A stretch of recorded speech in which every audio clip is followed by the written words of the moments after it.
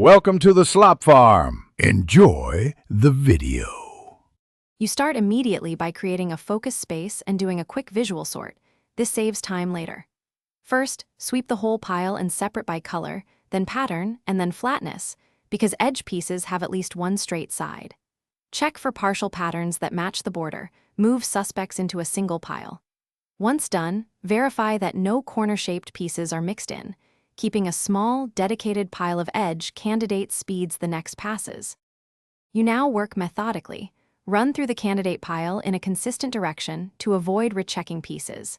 Examine the silhouette, tabs, slots, and the straight edge, because true edge pieces often have printing that ends flush with the side. Use light at an angle to reveal tiny curves or offsets. This explains why some pieces look straight but are not.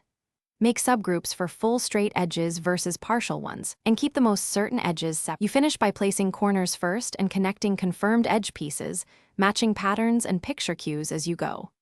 If a piece won't fit, don't force it. Instead, re-examine that subgroup for mirrored printing or a rotated tab. Mistakes happen because shapes can be similar.